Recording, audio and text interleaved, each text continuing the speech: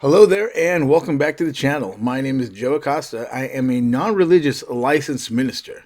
And for those of you visiting for the first time, welcome. And if you're curious what that means, it means I just don't follow the ways of man. I don't follow the ways and the ideas of man that don't really produce a result. If we really start to dive deeper into what God is saying and the creation around us that He made, we'll really start to find a lot of different answers. Now, you may get lost right away. You might have the urge to change the channel and look at something else. That's one of the ways we've been trained. Our attention span is so short. But today, we're going to talk about something. Know the truth, and the truth shall set you free. We'll be right back after this.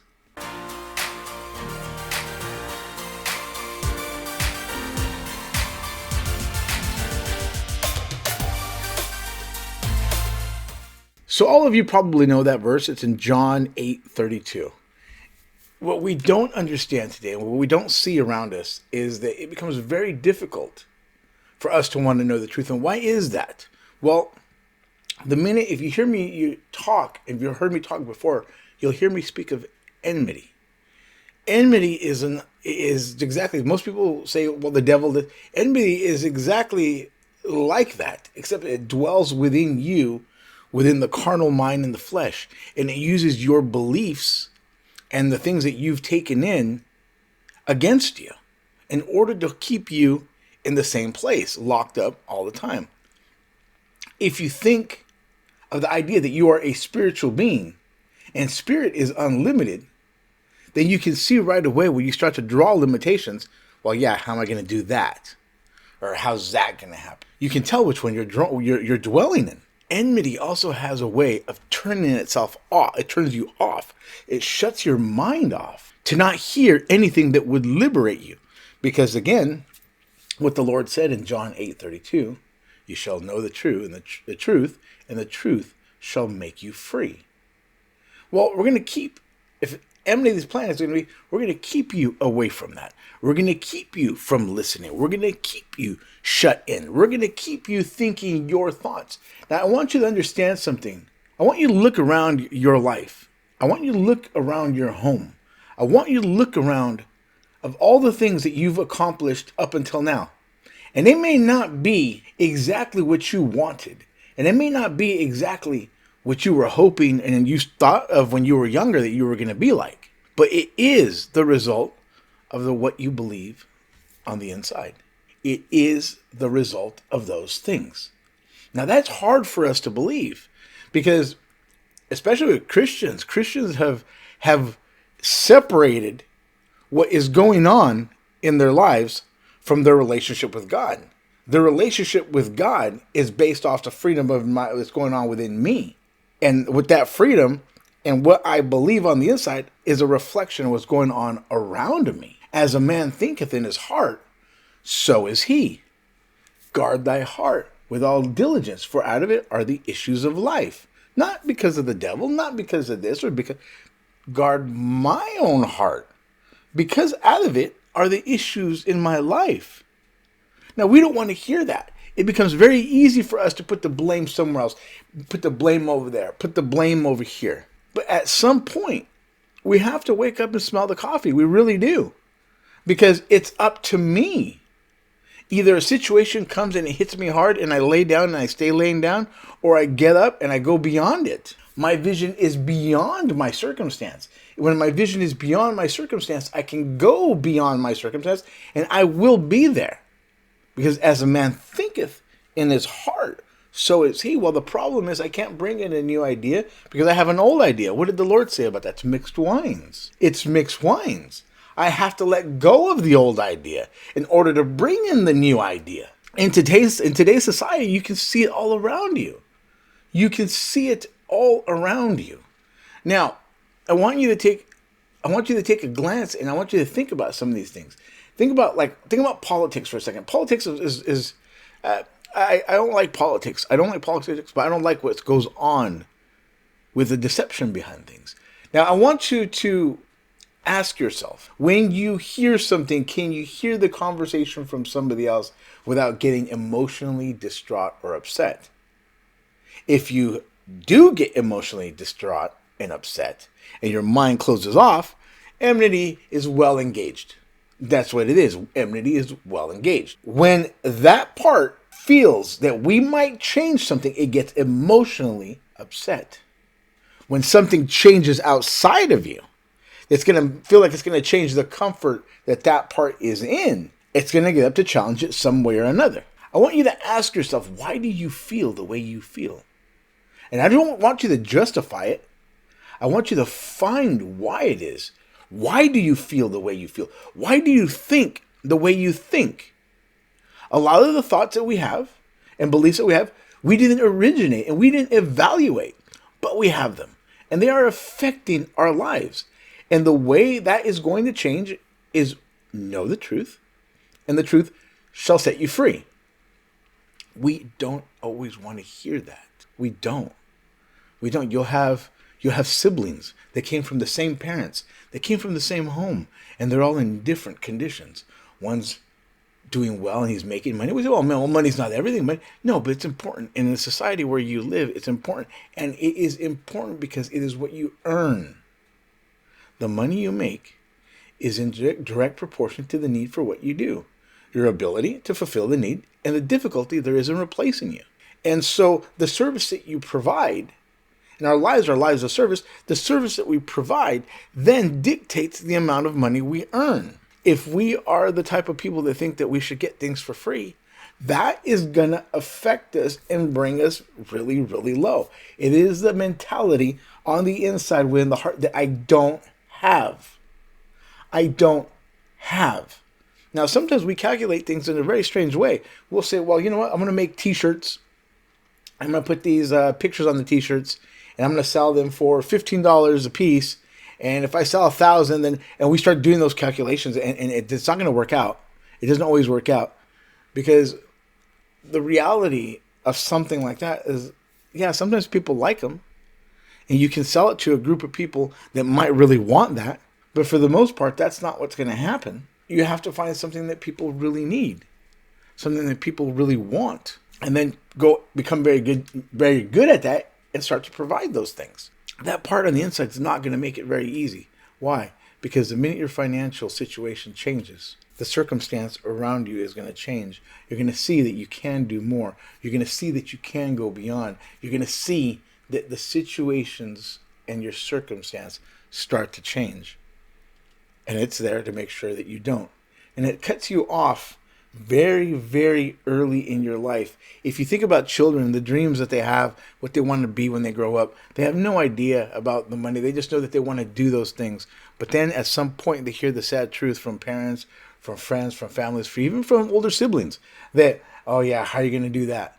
All right, how are you going to do that? Then this, and you got to get this. And they start putting all the obstacles out in order to bring these people, these children oftentimes, into their own reality, into the reality of what's held them back.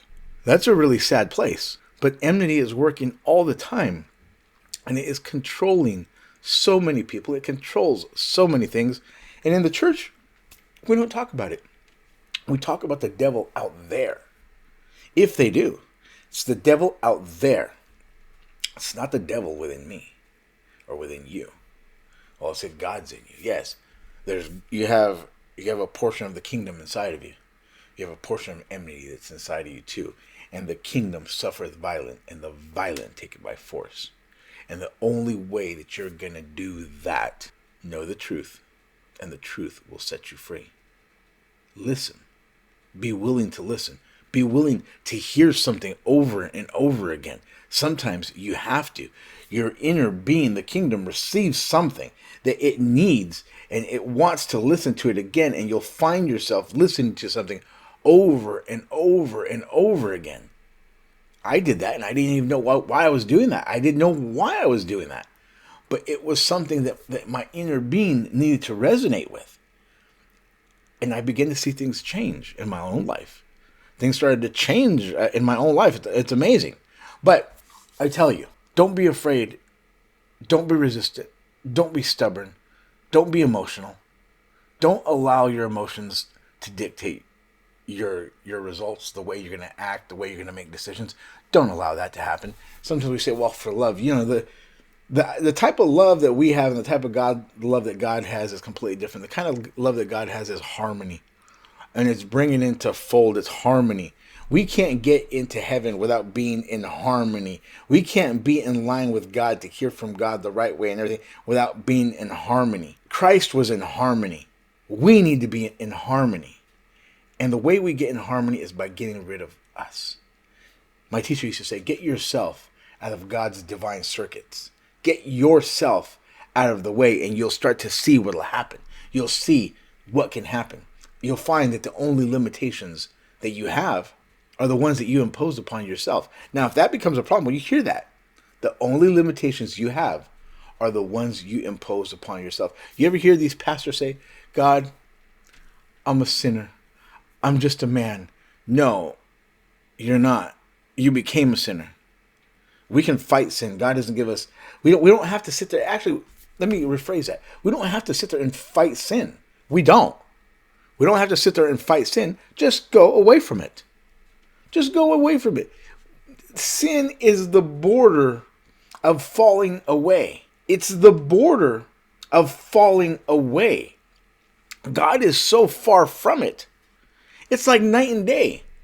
And if you start to see the sun's coming down and you're still in the same place, you're in the wrong side of the border. You're being on the opposite side.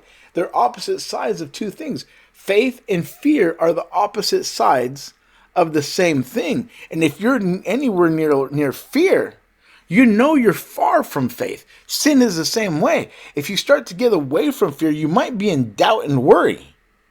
You're going to hit doubt and worry before you get to faith. And you're going to hit doubt and worry before you get to fear. But fear is far away. Sin is way out here. Move to the other side. And you can do that. It's not difficult. It's not hard. We just don't know that. And because we don't know that, our fight is there. It's where we know. It's like the same place, like those countries that are living in shams and like in certain areas of China where it's horrible. I mean, I had friends show me pictures of how their families really live. And during COVID and stuff, there was bodies on the streets just piled up and the people were not allowed to come outside. It's not what we see on the news. And when you start to see that, know the truth, and the truth will set you free. We believe everything we hear on the news. That's just propaganda. It's propaganda because news, you think about this. You can think what you want.